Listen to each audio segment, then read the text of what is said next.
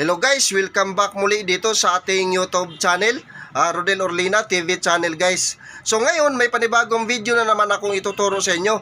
So video ito guys na kung paano maglutang effect katulad sa video nito.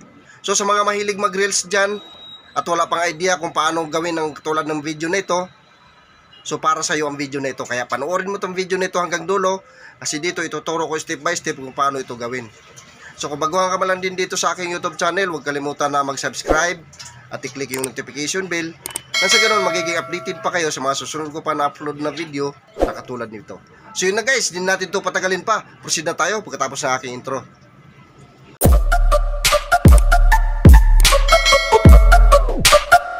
Click lang natin tong CapCut.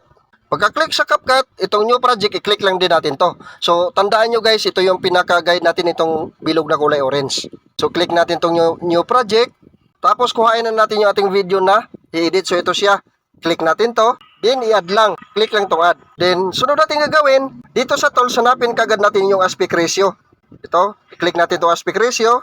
Then, i-set lang natin sa 9:16. Tapos, i-check lang. Ngayon, sunod natin gagawin, i-timing na natin to siya. Kahit isang ikot lang. Yan. Diyan parte. I-split na natin yan.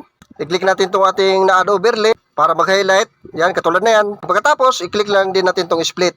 Tapos itong part dito, i-click natin to. Kasi yun ang i-delete natin. So, click delete. Ngayon dito, i-timing natin ulit siya. Yan. Pag ganyan, yan. Isang ikot lang. Sunod natin gagawin dito, i-click lang ulit natin itong ating na-add overlay na video. Ka-highlight niya dyan. Punta tayo dito ulit sa split. Click split. Then, delete. Kasi dito guys, i-delete natin to siya. So, gagawin natin dito sa natira guys, itong konti, itong maliit lang. I-click natin itong edit para mag-highlight yan siya. Then, pagka-highlight niya dyan, dito sa tools, hanapin natin yung duplicate. So, i-duplicate natin yan siya guys, hanggang sa magdami. So, ito yung duplicate. Click natin itong duplicate. So, nasa inyo na lang kung ilang ikot ang gusto nyo guys. Click lang sa duplicate hanggang sa magdami. Kahit mga 6 seconds, ganyan. So yan, 6 seconds na. So gagawin natin dito ngayon, i-click natin to dito nga part. Pagka-highlight niya dyan, dito sa tools, hanapin natin yung delete. So itong delete, click natin delete. Pag di natin yung delete guys, upload natin, nandyan yung watermark ni CapCut. So bawal yan. So ngayon, okay na yan siya. So dito na tayo sa export, i-export muna natin siya. Pero tandaan nyo guys, di pa ito tapos. I-export lang muna natin to siya, i-save lang muna natin. Kasi may gagawin pa tayo dito ngayon. So hintayin lang natin siya mga 100%. So yun, 100% na, i-click lang natin itong done. Then sunod natin gagawin dito, i-click ulit natin itong new project.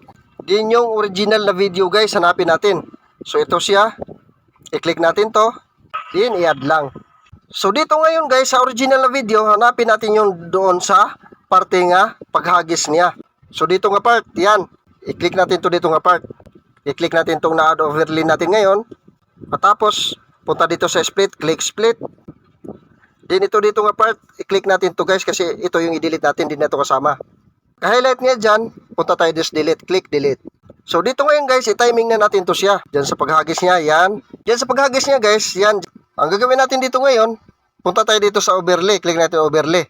Then add overlay. Then ngayon, kuhain na natin yung ating video kanina guys na dinuplicate natin. So ito siya, click lang natin to, then i-add lang. Para ma-adjust yan siya guys, itong na-add overlay natin na video, itong dinuplicate natin, i-click natin to. Pagka-highlight niya dyan, dito sa tools, hanapin natin yung mask. So, ito yung mask. Yan. Click natin to. Then, piliin natin tong circle. Click natin tong circle. So, tandaan nyo guys, ito yung mga adjustment sa gilid, yung may mga araw-araw. Yan ang mga adjustment niya. I-adjust muna natin siya bago natin itapat guys. Yan. Hilain natin bawat dulo niya. Tapos, ito dito sa gilid. Hilain din natin papunta dito. Hanggang sa makuha niya yung tempo. Yung timing niya. Ngayon, subukan natin siya i-play para makita natin kung saan siya pwede pang i-adjust. Click natin itong button. So yun na siya guys. Ganun lang kadali ang paggawa nito. So ngayon, pag okay na siya dyan, gagawin lang natin dito ngayon. Linisin na natin ito siya. So i-click natin itong video natin sa taas. Then i-click ito split. Tapos delete. Kasi di na yan kasama dyan mga tira-tira na yan. Tapos ito rin sa baba, i-click natin to. Pagka-highlight, click tong split. Tapos dito sa delete, click natin itong delete. So okay na to siya guys. Paki-follow and share na lang guys para malaman din ng iba. Maraming salamat. So pwede nito i-export.